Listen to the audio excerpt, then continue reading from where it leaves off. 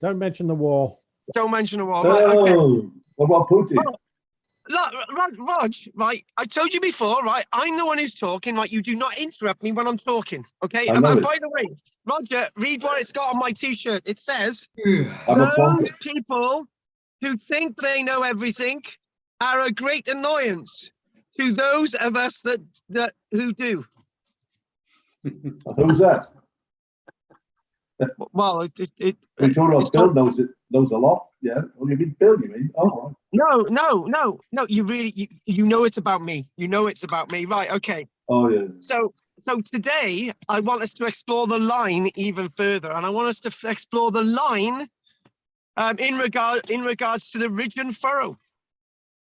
Now, I'm gonna put a classic image up on the screen now. So this is where we're gonna go. Right, and we're gonna chuck a classic image up there because Steve, we gotta get on because Roger's gonna be moaning, right? Because I'm sick of him moaning, right? And the classic image, Rog, shut up. The classic image is this one when it comes up on the screen.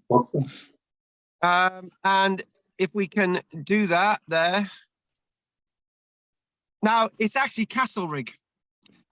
Now, we all went to Castlerig, and the first time I went to Castlerig in Cumbria was on a beautiful sort of autumnal day.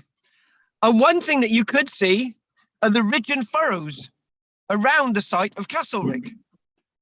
And if any aerial view of Castlerig, you'll see these ridge and furrows.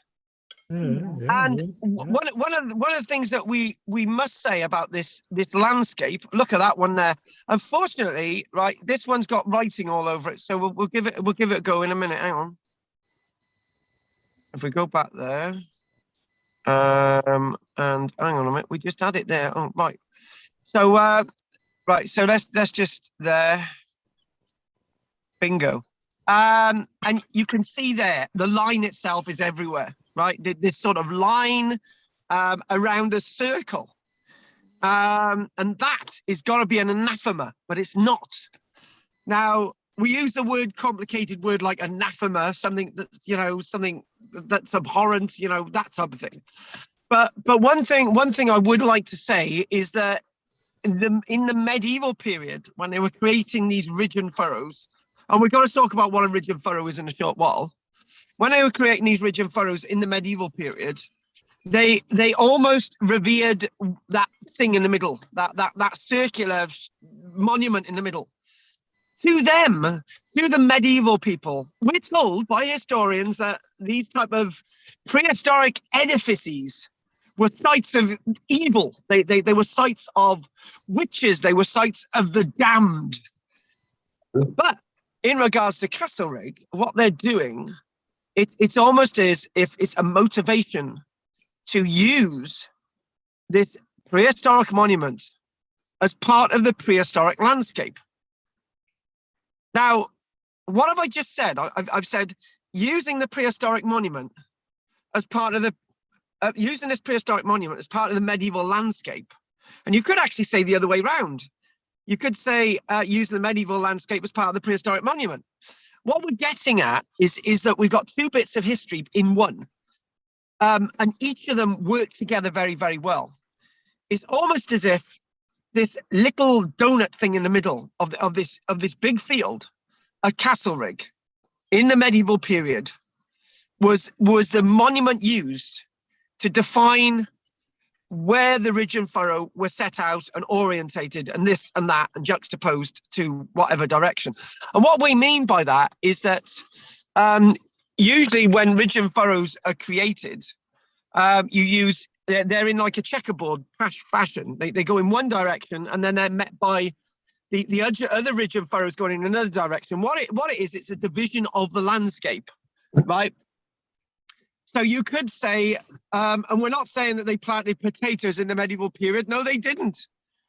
But you could say that they're planting peas, they're planting the brachias, the cabbages on the ones on the left, and they might be planting the peas, the ones on the right. Or you could equally say on one side they're doing barley, and so on and so on, right?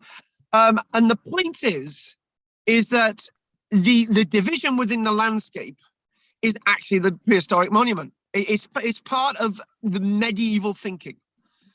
And you might think this is a bit crazy, this is a bit nuts, but what we are going to do is we are going to look at simply what a ridge and furrow is, right? And let's chuck another image in there. And what we're going to do is look at that one, a fine image of a ridge and furrow landscape in the Cotswolds. Again, these were massively important monuments of division within the medieval world.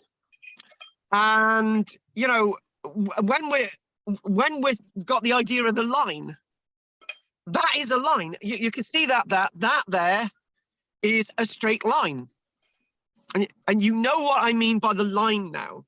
The context of the line flowing. A line, as you know now, doesn't have to be straight. It can be curved, it can be circular. So what we have done, we've actually seen the monument at Castlerig, a circular monument within a checkerboard linear landscape of these ridge and furrows. And let's have a little look at a ridge and furrow image, right? Let's just go in, and there's lots of discussion things here. So there we go. You can see all these little images at the bottom, can't you? So in principle, what a ridge and furrow is not typically a ploughed landscape. What it is a piled up ridge, and there's a drainage ditch either side. And these ditches are usually very, very deep. You could say that the dynamism of what's being shown down below is the normal ploughing of the landscape, but ridge and furrow per se are actually these ridges, these actually proper ridges, not sort of low-lying ploughing within the landscape as demonstrated by the previous image, but raised mounds. On either side, this is where you would have drainage, right? And this is basically this type of in-depth landscape that we see within the medieval world. But I'm going to chuck something else at you. And it's something else that I've actually realized very, very recently, because I'm actually doing it myself.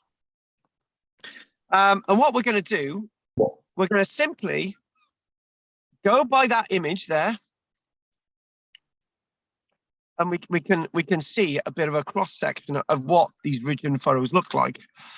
So basically what you could say, the ridge was created into a mound in the middle.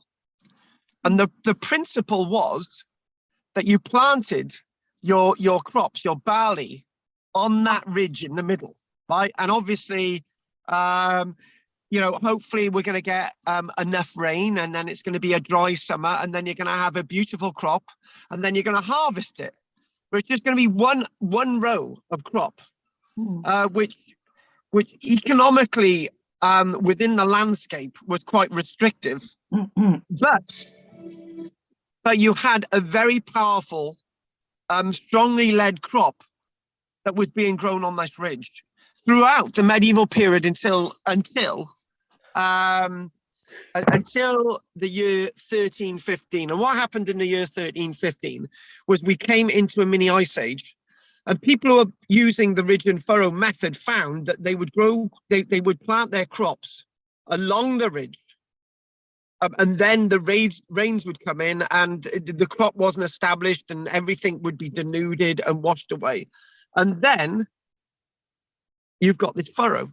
Now, one interesting thing that I'm finding, because when I'm planting in West Wales, I'm using various different planting methods.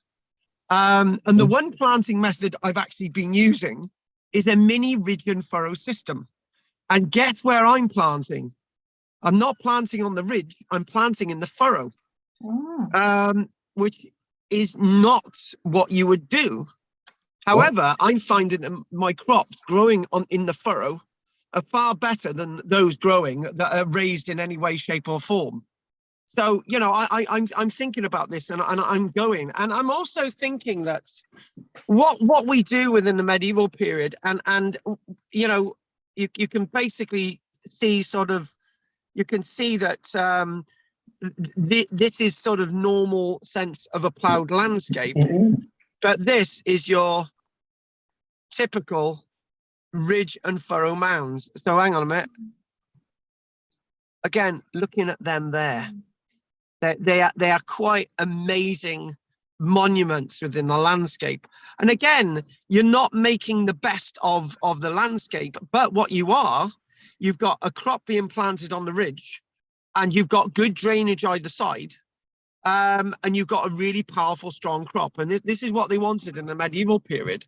But I'm also thinking about when you think about this sort of landscape, and you think about how this landscape is, and how this landscape evolves, and what it should or what it shouldn't look like, you start to get these ideas that people may have worked with these ridge and furrows, and they may have sort of used these ridge and furrows in different ways, depending in which part of the country you lived, i.e., how about planting in the furrow, as I do. But the land that we've got in West Wales is very very well drained land. Lots of parts of the country, the drainage isn't very good, so the furrow itself would take away the moisture and the dampness away from barley. Barley doesn't need dampness. It needs a little bit of moisture. It grows a little bit of moisture. It grows a little bit of moisture. If you get too much moisture with barley, for example, you get that terrible thing called ergot. An ergot disease, as we've discussed in the past, is one of those things that can drive you insane. And we don't want to talk about ergotism today. That's how you grow. Yeah, so good. That's how you grow potatoes, isn't it? With ridge and furrow. Well, potatoes obviously coming in later on. And Anne, what I'm actually seeing, Anne, is in West Wales, we're actually planting the crops in box beds. Yeah. And you know, they are raised. And obviously the other thing with box beds is, depending on what crop you're planting, obviously it placates the dampness. So obviously, you know, you've got a stronger crop. But anyway, but back to these sort of ridge and furrows. What is the idea of a ridge and furrow? Right? What is the idea? I've told you planting on ridge and furrows. What is the idea? So what we need to do, we need to look at this screen, and we've got the sheeps in the background. They're not my sheep. If they were my sheep, they would be very naughty. Those of you should have joined my Tuesday evening lecture. I had a goat join us. I had my sheep join us. I had a cockerel join us, but we haven't got any sheep joining us today. Now, the principle about this, the one thing that we do really, the one thing that we do think about Bruegel's work on the harvester is that generally, when we look at the work itself, we generally see people happy. We generally see people being jolly. We generally see people being a little bit more freer. But in our medieval Cymru, medieval England, medieval Britain, medieval Wales, medieval Scotland, or whatever you want to call it, you've got a feudal system. And the feudal system is quite brutal.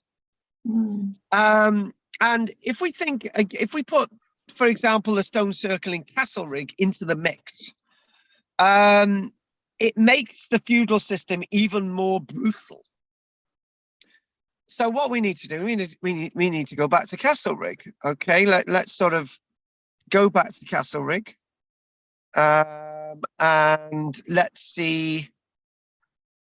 Let's have that one there. And you could just about see these ridges, right? And these ridges, even though they've been eroded away over the years, are still there. So one thing we've got to define the difference between normal everyday ploughing and ridge and furrow.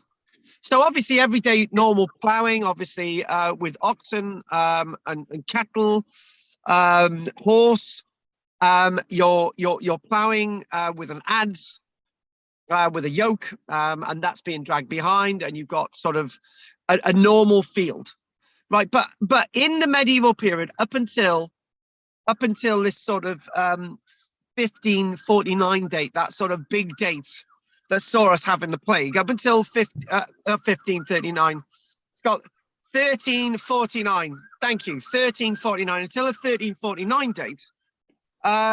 Ridge and furrow is the main way of employment in regards to agriculture within the landscape. And having, say, for example, this wonderful monument at Castlerig. So if you can think, the ridge in front, for example, is your ridge, Roger. The one behind that is my ridge. And the one behind that one is Anne's ridge. Now, there are specific rules with the ridge and furrow system. We belong to the Lord of the Manor, who in this case is Stephen. Stephen is the Lord of the Manor, right? Ooh. Now, the Lord of the Manor has got rules. Your ridge and furrow, Roger, has to be the same length as my ridge and furrow. And Anne's ridge and furrow has to be the same length as mine. So having a circle in front of you is a bit of a problem, right? And there has to be negotiations. Before you actually plant, you need to get the stipulated rules of where you can plant on that ridge. So say, for example, Lord, I'm just going to put something in, right? Your ridge is 50 meters long, Roger. Mm-hmm. Mine is 49.5 meters long. And because of the curve, Anne's is 49 meters long. Now, Roger, you can park along that whole, you can plant your crop along that whole ridge if you want. Mm-hmm. However, you're not supposed to. Your planting scheme has to be the same planting scheme as the lowest length of ridge. So, okay, we're going to presume that Anne's got the lowest length of ridge, and it then again gradiates longer again on the other side of Anne's ridge. So you can only plant on 49 meters of your, what did we say? How long did you plow your ridge, Rog? What, 49 off? 50, isn't it? Yeah, actually, yeah, 50. 49. Right? Yes. 50, right. 50. But you can't plant 50. You can't plant the length of 50 meters. You can only plant the length of 49 meters. Because if you plant more than Anne's, you will be fined. Oh. So, yeah, you're going to be fined, Roger, right? And I'm going to be fined if I plant on the full ridge. There are certain rules with planting. Now, one of the things that we don't do when we talk about the line. Now, this is something that we've not done with the line, following the line and the concept of Tim Ingold's line. One thing that we haven't said is rules. There's technically no rules to the line, but there is in regards to the medieval period. So, okay, so what we then do is we go to this. Now, one thing, what I'm going to do now is I'm going to go directly to the harvester again, Bruegel's harvester, right? Because I want to be able to express what we need to express now. So let's go to Bruegel's harvester, which I wasn't going to do today. And we're going to do harvester. And we need to go to Bruegel, if I can spell him again. I think that's the right spelling. Right, there we go, straight up there. Right. Now, one thing, this is a small snapshot of, okay, here we go, a bit bigger. Oh, doesn't that look beautiful? Now, when Tim Ingold used the concept of the line, and he used the concept of everything follows a line, everything's integrated, everything's linked together, everything's continuous, everything is part of that picture, part of the line, right? The problem is that the fault with Bruegel's harvester and the fault with Tim Ingold's following the line, it's not a fault, it's just an observation, I should say, is that it misses out that there were rules in the past. There were certain rules, right? And to follow the line, to follow and understand the past, you have to have those rules. You have to understand those rules. So without understanding those rules, it can sometimes be very difficult to understand the concept, for example, of the ridge and furrow system within our very diverse but ridge and furrow dominated landscape. So, and this is a question for you. Can you see any rules? Because there are rules in that image, right? There are lines to follow. Where is the rule and where is the line to follow in that question? And this is so off the key, Anne. So can you see the rules? Well, there's areas of squares, you know, and then there's ricks. So Yeah. it might be that you know, they are in lines. They are in lines. Yeah, that's right. I'm glad you said. I'm glad you used the word. They're in lines, right? Because they are. Yeah. Right? A line, as we know, doesn't need to be straight, right? So the one thing I wanted to look for is the rule is that they're all in that picture. That's the rule. Right. We understand the rule that you're all in that picture, right? And the rule is that they were all asked on a set day to be in that field for the harvest. That's the rule, right? The rule is to be there to harvest the crop. Now, obviously, this isn't 1349. This isn't 1315. This is on the continent, right? This is a different world. This is a different landscape. This is in the Low Countries again. But the fact of the matter is, there are rules. No matter how much we liked, you know, the past is not a nice place. This world around us is not a nice place, right? The past itself had good and bad things going, but that's all part of the line. There's also things that are being done to coordinate that landscape in regards to agriculture. They're not working in a ridge and furrow system within this image. But if you can see something similar, there would have been rules in regards to the ridge and furrow system, right? It's like quotas, you know, quotas. Quotas. So Yes. much, so much per person. Yes. So now, yeah. Now the big difference between this image and our ridge and furrow system, there's hundreds of years apart, right? The big difference is about 200 years apart between our ridge and furrow system and this image, because this is normal. This is normal ploughing, right? Not ridge and furrow. This is normal everyday ads, ploughing, planting crop. You're all in the field working together. That's the difference. That is the big difference between our medieval ridge and furrow system, because our medieval ridge and furrow system was very, very controlled. Very controlled. So if we go back to the other images, if we start to think and we start to go right, and do you know what? If you look at that, for example, this is a place called Hob Moor, right? So now this is a blow your mind bit. We're going to ignore what it says on the right, yeah, right. So again, medieval ridge and furrow is well marked. This is Hob Moor, okay?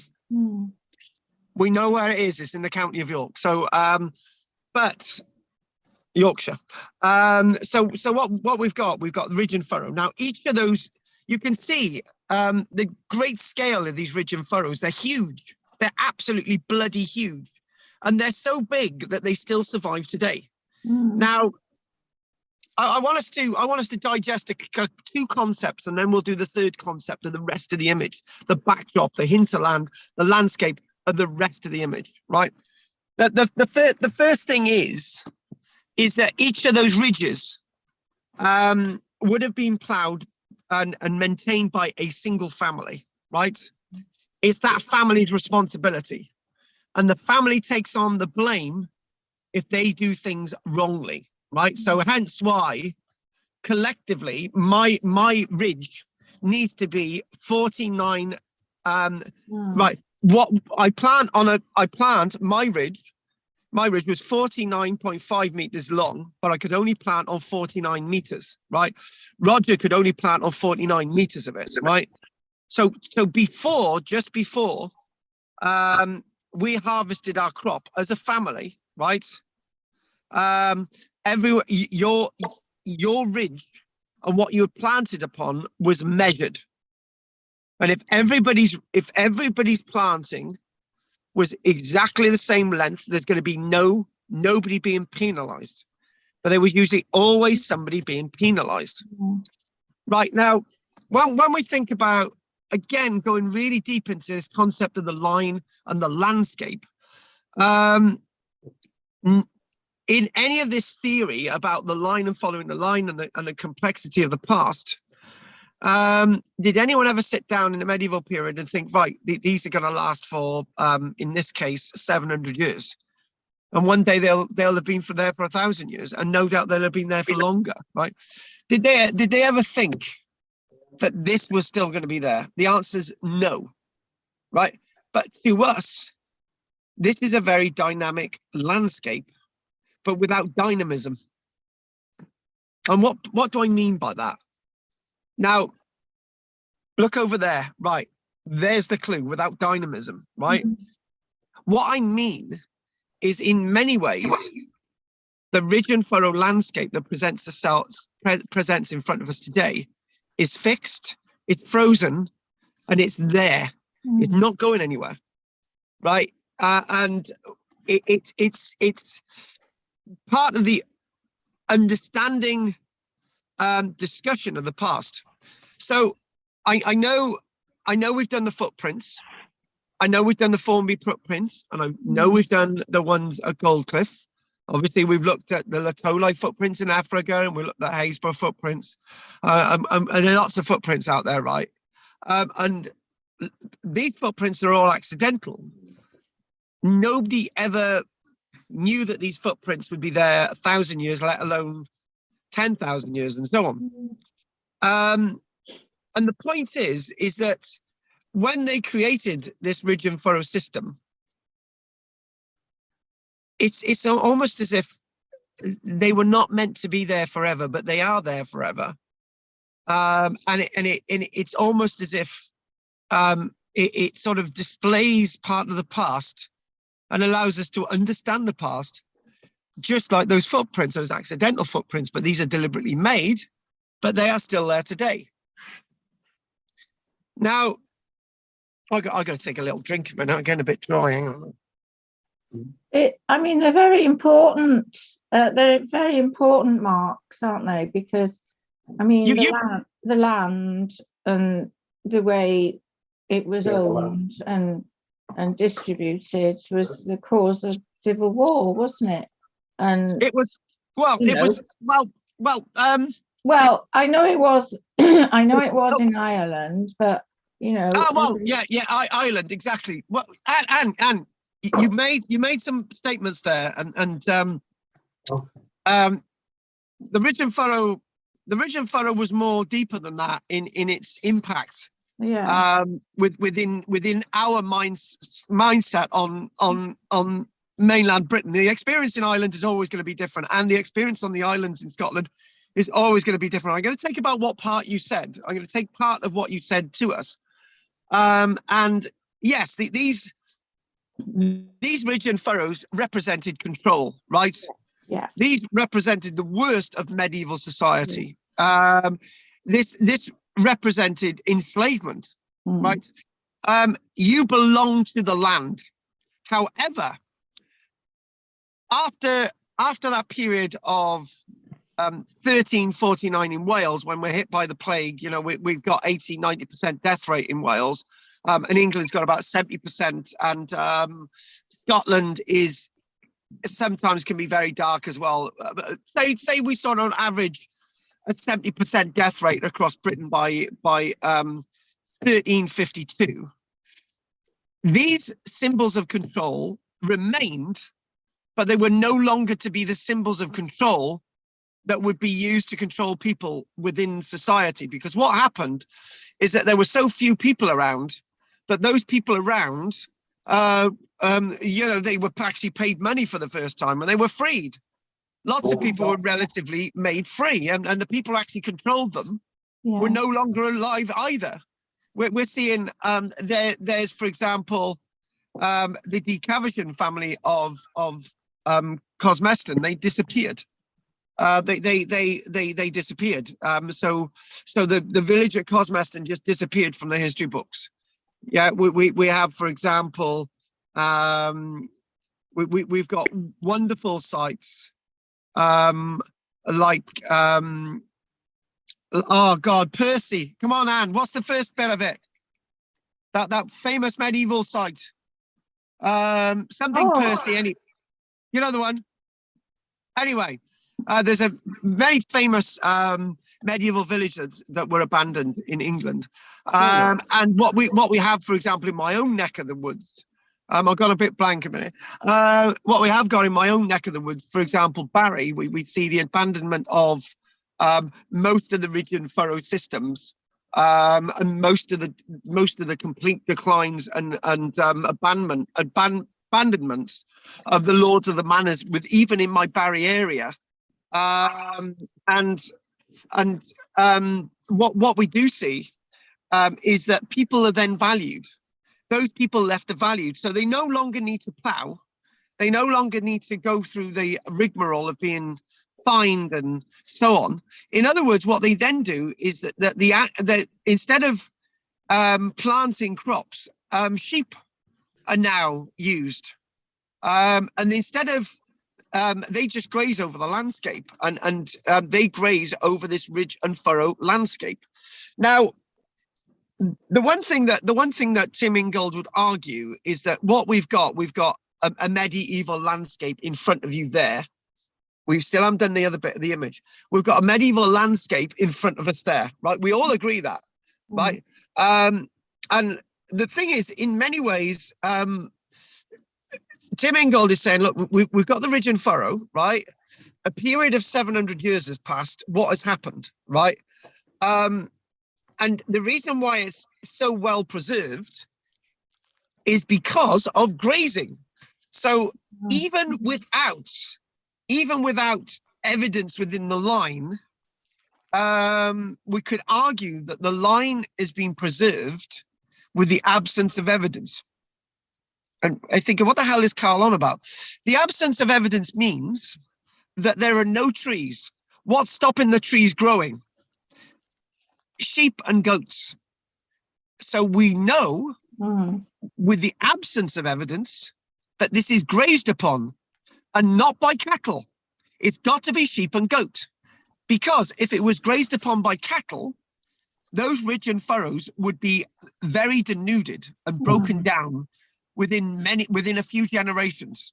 Even within many generations, we're talking about it's just actually, if we're talking about this landscape abandoned in 1349 or 1350, right? We're just talking just under 700 years there, aren't we? So with the absence of evidence, you can use understanding the line and the movement of the line by the absence of evidence. And we know that sheep and goats have been grazed there for a very, very, very, very, very, very long time. So that goes in with a mix. So when we try and understand the harvester, right? And there's lots of things going on with the harvester, right? Image. And we're thinking, well, hang on a minute. If we go back, we're going into really deep stuff now, Anne, right? Hopefully this is blowing your minds, which is meant to. right? Now, Tim Ingold is saying, right, there's a level of control in that image, right? Because they're all together, right? What survives in that landscape to tell us that happened, right? Well, maybe we could look for archaeology. Maybe we could look for broken clay pipes. Maybe we could think that there's only one or two trees standing. Or we could be more pragmatic and say, well, this landscape's been ploughed for a very, very long time. And it's been ploughed for a very, very long time because if there was a ridge and furrow activity on this landscape, it's been lost forever. So what we got this flat landscape that is seemingly being ploughed for a very, very long time. That is the evidence, some of the evidence of this image in front of us. The activities of groups of people to come together. And the other thing as well is groups of people must have come together to be involved in this activity. Because remember, this is the 1500s, not the time of mass agriculture. So they must have brought the crop in. And obviously, the other thing to understand what's going on with this image is the church behind. Right now, what we're doing, we're looking at sort of tentative links. We're talking about inferred links. We're talking about tentativity. And what we mean by that is that, say, for example, we move on and we look at that church behind. The church gets richer and richer. And how does the church get richer and richer? Because it's within an agricultural landscape. So vis-a-vis, these activities must have been taking place every year. Every year, the harvest must have been taking place every year for the church to be rich enough to be able to develop in the first place. And the other thing as well is the other evidence for those people in the image is not the names on the gravestones, or it's the pure number of people that would have been required to keep the church going. You don't need to have bodies. If a church is going to keep going, you need to have that church to be with us today. So some of you are thinking, well, I think Carl's got really too far now, but I haven't. What I'm trying to say is, within the absence of evidence, you've got evidence itself, right? You've got evidence itself. So if we do go back, and we go back to this image, and I did say that we were going to go out of this image, didn't we? So when I say go out of this image, we're going to make this image wider, right? So Hobmore, in good old Yorkshire, and we're gonna bring this in, right? And we're gonna bring this in, and we're gonna bring this down. Now, look at that there. Now, look at that there. And what we are seeing is that the word ridge and furrow comes up again. Napoleonic ridge and furrow. Now, we do know that rather than just ploughing the landscape, this idea of very mechanical, controlled landscaping was now occurring in that Napoleonic period. Because what we do have is this damnable war with Napoleon that's on and off, and this war with the French, the Revolutionary Wars.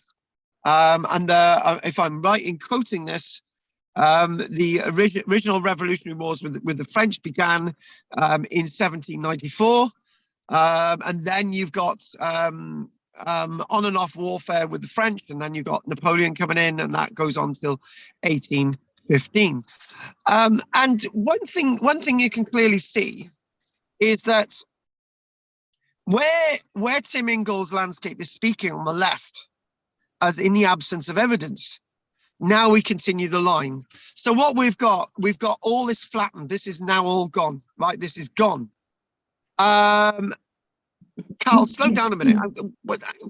How do we know that there was ridge and furrow on the right side of the image? Medieval ridge and furrow on the right side of the image. Well, that's the way it worked. And the checkerboard would have been running down against the lines on the left. Right, but they're all gone. They've been taken away. They've been eroded away. They're lost. They're gone. They're gone forever. They're gone forever. So, and what we are going to do, we got some little notes about sort of the overall ridge and furrow system anyway, which we're going to sort of explore a little bit. we'll do a little bit of ridge and furrow exploration. So what we have got is rather interesting. So now this sort of development of the landscape, moving through the ages, that sense of change, that sense of continuity, and we start to see Napoleonic ridge and furrow over the ancient common land, right? It's saying ancient common land, right? Common land, yeah, okay, fair enough. Because at one point, even the medieval ridge and furrow would have been absorbed into the idea of common land, common grazing, sheep grazing, and so on. That explains that. So what we can then say is that the earlier stuff is now gone, and now you've got the Napoleonic ridge and furrow. And also what we do find is that we've got a modern golf courses. Now, there's another point to be made here. And the point is as follows. You don't need to see earthworks for earthworks to be there. So what do I mean by that? Well, much archaeology in Britain is usually being found when there's earthworks over there, right? And because it's so low-lying change, you can't see the earthworks over there, right? But when we use aerial photography, you can see the earthworks down on the ground using aerial photography. And then you've got the very complicated thing of trees, right? Now, the one thing about the formulas in the past is something that we really do forget. Not everything remains in a state of change. Now, not everything remains in a state of constant changing and adding to, right? And I'm going to use a little bit of a metaphor. There's one thing that will stop, is the price of houses. When houses get to £2 or £3 million each, somebody's going to sit down and say, this is absolutely ridiculous, right? And we're going to stop. And why is that a metaphor for this? Well, sometimes we've got this medieval ridge and furrow landscape. And then sometimes it then changes to this. And other times, trees start to grow across this ridge and furrow landscape. Now, I tell you what, as a time capsule, ridge and furrow landscapes are fascinating. So if you had trees growing on a ridge and furrow landscape, you would still have the banks and ditches of the ridge and furrow. And what I am saying by that is that if you've got, now this is a fascinating fact, right? And we could go even deeper into this next thing, but I'm not really going to go much further with it. But I'll just spit this up. If you've got a ridge and furrow landscape and then there's trees on top of it, and the ridge and furrow landscape is over there, and you can clearly see the ridge and furrow, but there's trees growing over it, right? You can work out from the age of the trees when the sheep last grazed on that land, within probably a few years. And what do I mean by that? Well, I'm saying, right, we got the ridge and furrow. We know that ridge and furrows as the tithe system, as the organized tithe system, as it's starting to fall apart in the middle part of the 1300s. I don't know, I keep saying 1500s. Middle part of the 1300s, straight after the plague, when people were required, right? So you can think, right, so chronology, ridge and furrow until the Lord of the Manor dies in 1351, right? And then the landscape's handed over to sheep. Right? How do we know it's handed over to sheep? Well, you then need to date the trees. And And there's one thing about this. If you then date the oldest tree on top of the ridge and furrow system to 1500, it means that the ridge and furrow system had been used for grazing by sheep for 149 years. And and the trees, well, the problem is with trees is that they're things of habit. And you look at these big trees across the landscape. Again, this is still going about the Tim Ingold things, still trying to work out things working on the landscape, right? So the one thing about trees is that when you fell them, right, deliberately fell trees, it causes a lot of damage to the landscape. And if you're planting trees and felling them and planting trees and felling them, the ridge and furrow system would soon disappear. Mm. And you're thinking, well, these are wonderful dating methods, dating ways of reading and understanding the diversity and the complexity of a landscape. And again, it's looking at Tim Ingold's line. And again, it's sort of seeing that sort of focus and sort of understanding how everything works within a landscape. This is what we do with following the line. We try to work out how things work in a landscape and how all these sort of dynamics work. So what I'd like to do, and I know Roger's got to leave us at 7 o'clock because he's henpecked. Mm. Isn't that right, Rog? Yeah. Can I ask you now, Rog, can we be honest with us? Has Jill moved in yet? No. So why have you got to have this meal at 7 o'clock? It's with my son, because he's been good to me. I'm giving him a treat. Oh, right. But you know that. Yes, he has got other people in his life. Who? What? Who? What? What did you just say? I said, yes, Roger has got other people in his life. Not just you, Carly. Yeah, well, you know, that's The really more hurt my interesting is feet. sheep. Well, Roger, right, I can do whatever I like with my sheep. They're my sheep. Yeah, well, I'm not going to go into that. Yeah, I no, know Roger, it is. Roger, no, I don't want you. Roger, I don't need to go into it now. Can you see how complex that landscape is? Yeah. Wow. Yes. But Very- that's got rules. That's got rules. Yeah. Because I thought the separate blocks there were owned by people, so they did a whole block of squares or shapes they are, because they're in directions, aren't they? Well, Rog, right. Basically, what we're seeing with the ridge and furrow system is that there would be a block, right? And each of those ridges would be one. Say, for example, there's 10 families in the landscape. You can probably, and this is another thing, by counting the ridges, you can work out how many people are living within the landscape and utilizing this ridge and furrow system at any one point in time. Right, so I'm not going to count them now, but we're going to say there's 15 families within that landscape, right? So each of those families has one of those ridges, right? And the whole point of this ridge and furrow system is that everyone has as a sense of equality. And the sense of equality is that if we're all ploughing in bad land, all of us gets a ridge and furrow in a bit of bad land. If we're all ploughing in good land, each of us gets a ridge and furrow in the good land, right? And when these are being created, these really risen ridge and furrows, and actually, right, we're going to give you some information about these ridge and furrows now. Let's sort of put a bit of meat on the bones, right? So,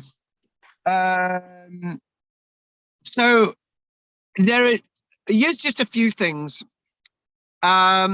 When you go to the northeast of England and Scotland, they're known as a rig and furrow. R-I-G, rig and furrow. What? Rig, R-I-G. Shut up, Rod. The interesting thing is that we don't really have this sort of agricultural system until probably sometime in the Norman period. And then this is a system of agriculture that in many parts of the country become extinct in the middle part of the 1300s, but it did linger on in other areas until the 1600s. Surviving ridge and furrow topography in Great Britain, Ireland, and elsewhere in Europe tells us of a well-managed, controlled, slave-like landscape. The surviving ridges, and we're looking at them on the screen, the surviving ridges are parallel. They might be bent and twisted, but remember the line. And some of these ridges could be up to 20 meters apart. So you've got one ridge, and then there's a ditch, and then there's a bit of space, and then there's another bit of a ditch, another bit of space. But usually, what you'd find is a bank, a ditch, and then you've got the neighbours, bank and ditch, neighbours, bank and ditch, neighbours, bank and ditch.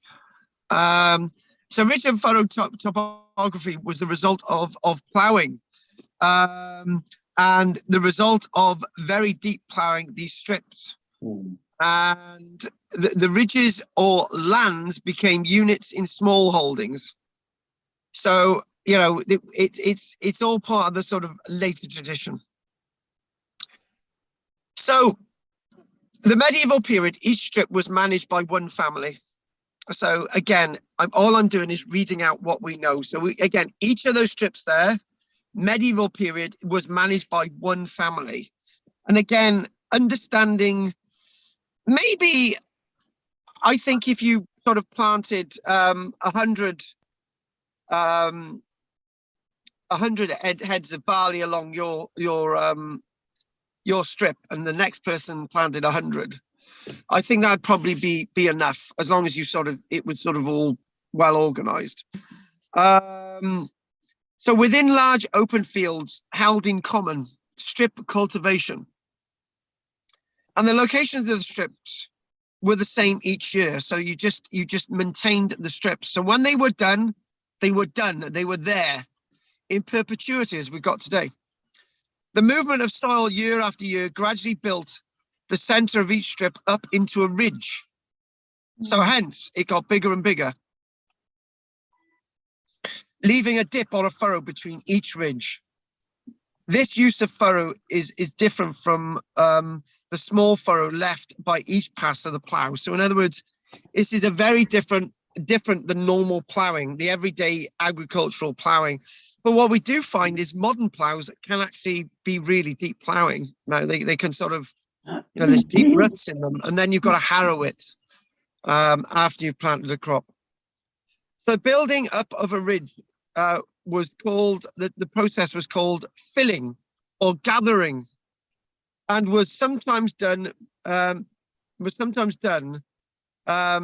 before more of the intricate work took place. The raised ridges offered better drainage in wet climate. So yes, and moisture drained into the furrows, and since the ridges were laid down a slope, usually in a sloping field, water would collect in a ditch at the bottom. So obviously we've got no signs of any ditches with that, but that's in principle. Only on some well-drained soils were the fields left flat. So there was some normal ploughing employed, but in the main, this was the main agricultural system for our uplands and lowlands in medieval Britain. In damper soil towards the base of the ridge, peas and beans may be planted. So if there was regular damp soil, you might actually plant that sort of in sort of the damper parts of the ridge. And I say you may actually plant that in some of the ditches.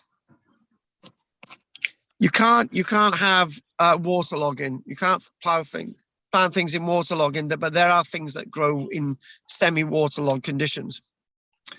So yeah, this was a reference from the 1500s, written by a Thomas Tusser. In the 1500s, he said, "For wheat till land, where water doth stand, so peas or dredge below in the ridge." So the wheat goes on, the wheat goes in the ridge, and the peas and the dredge go in the ditch. So as I said earlier on, you can plant things in a ditch. So some of these you know, it's classed as 200 meters. Like they like to use about 200 meters, and this was described as the system to go. This is what they did. So again, we'll probably call it a day in a few minutes, but you know, we've got ridge and furrow surviving in the following locations in great multitudes: Buckinghamshire, Cambridgeshire, County Durham, Derbyshire, up north, Gloucestershire on our border, Lincolnshire, mid-north, Leicestershire, mid, Northamptonshire, Nottinghamshire, Oxfordshire, Warwickshire, and West Yorkshire. Do we find these ridge and furrow systems? Now, in Scotland, a rig and furrow, the Scottish ridge and furrow system survives outside a place known as Airdrie, and there's 4,600 acres of rig and furrow still surviving from the medieval period. I think that's absolutely amazing, because you know it surviving all that time. So in other words, the landscape has been used for hang on a minute, I can't get my words out. The landscape has been used for sheep grazing and not ploughing since the medieval period. So what we're going to do, I wasn't planning to do this, but I'm just going to type in this now, and after we've done this, Rog, we'll call it a day. Yeah, I'll be off in 2 minutes. Thanks, Carl. Hang on, Rog, I am finished, yeah? 2 minutes I got. You've got to go, have you, Rog? Well, just do a bit and off. We haven't got the Airdrie bit. Oh. I was asking too much for that, but this is that site that we looked at earlier on. This is our Hobbs Meadow, Hobbs Moor, Hobbs Meadow, and you can clearly see if you piled up the soil in the middle, that would keep the crop from getting flooded and diseases spreading in. And there you've got that water there, and that sort of, even now, even though the ridge and furrow there is basically really, you know, decayed, you can see to what effect the ridge and furrow system would work and placate the needs of the people who actually created them.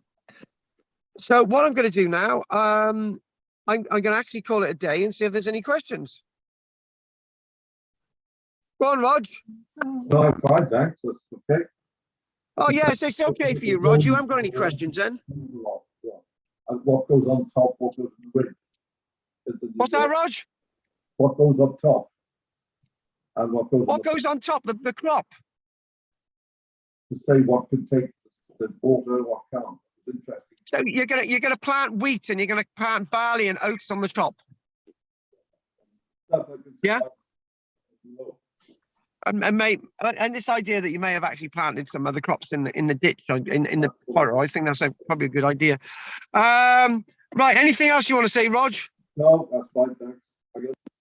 So we seeing you next week, Rog? I'll be around. We're seeing you next week, are we, Rog? Yes. Anyway, Rog, you have a good pizza. You deserve it. Oh, very nice. Anyway, Rog, I'm going to ask somebody else something. See you, Rog. See you next week, love. Ta-ra. Ciao, Rog. Yeah, Rog.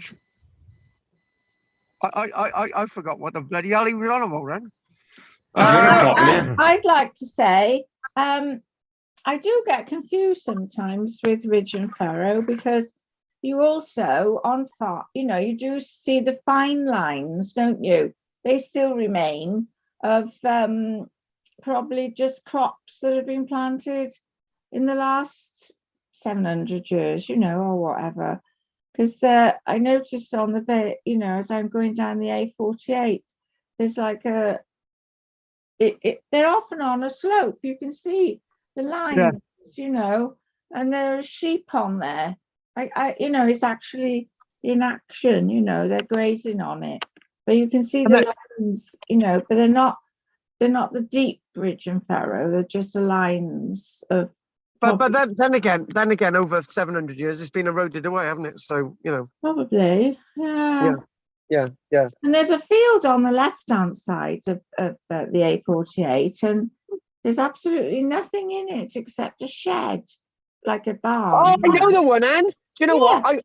I don't want to go out and see that one day. We'll go out there one day, me and you, Yeah, Anne. it's like, what is it, and what has it been used for? I'm not sure what the field's been used for, really. You know, that went up for auction a few years ago for 20 grand. Oh, yeah. Oh. There was no access to it, but that's not the point. You could get in there via helicopter. Right, so Keith, was this worth joining us tonight? Yeah, I didn't know anything about ridge and furrow, so that was all news to me. So that was very interesting. So we basically follow the line and how the line purveys, and that's what we do every Thursday evening. Okay, mighty fine. So anyway, mighty fine. And we've done Keith, and now we've got to do Bill. Me. Bill, yeah. Yeah, Bill. Yeah, Bill.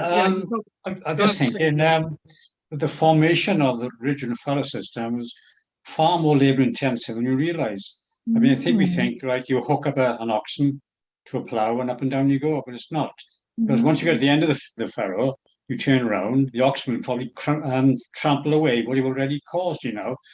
Yeah, so I think we get a rough phase one trench, and then you get an army of people actually with shovels, you know, actually earthing up to form the mound and the furrow, on and on and on. So it probably took probably years to actually do a proper system, I would have thought, you know. Yeah, it would be, but obviously these people were in the pay of the Lord of the Manor, and they had to do it, Bill. Yeah, do it quickly, yeah, or starve, yeah. I'm just amazed that they survive, you know. Why haven't they weathered away to nothing? But this is the true engineering. I think some of the quotes to some of them are about 1 meter in height from the furrow. Originally 1 meter in height, so that's a lot of dirt piled up.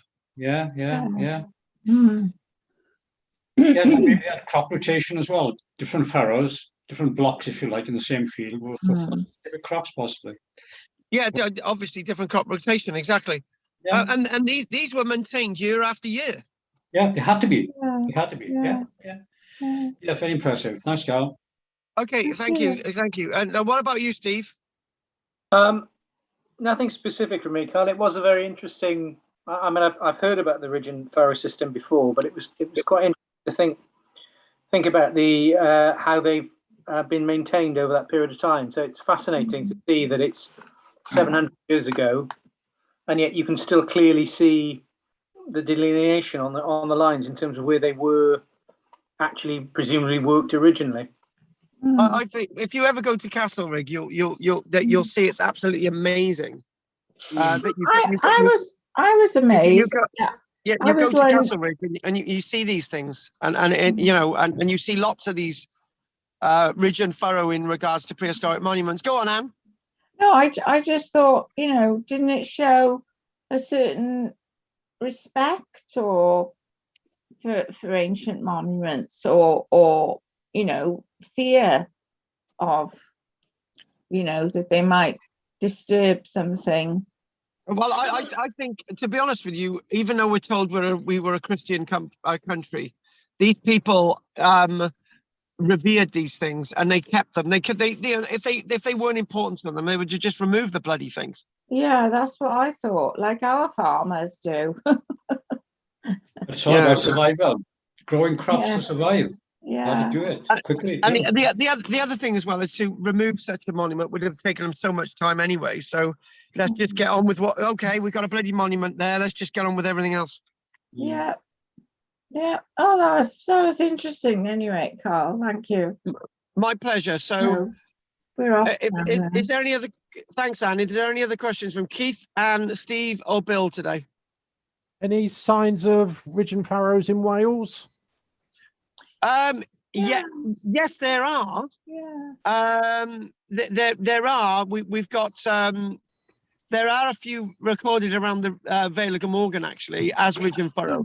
But the biggest problem is what we find in Wales is particularly the valleys areas because of the Industrial Revolution, most of the good areas that there were ridge and furrow has been destroyed and built on.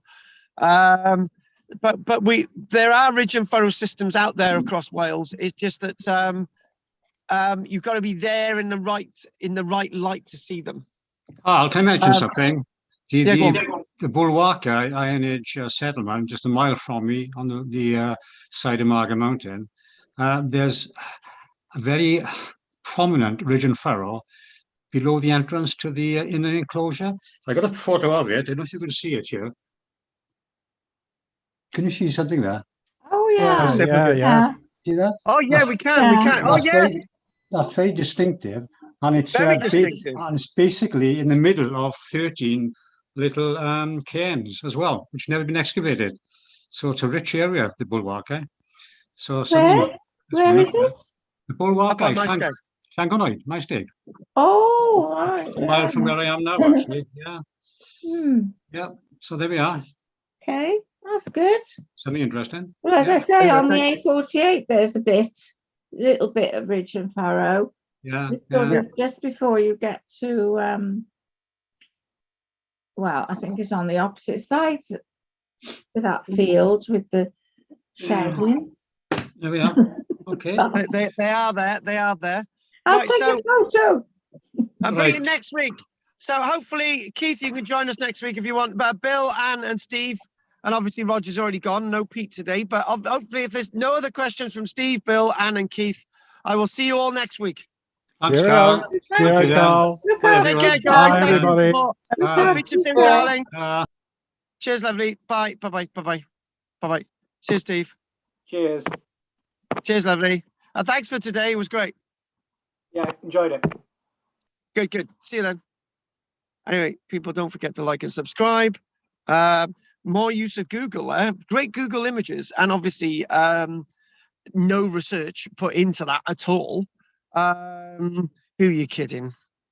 I haven't done archaeology for all these years to have this knowledge in my head to actually, so this is how we could do the interpretation. So don't forget to like and subscribe.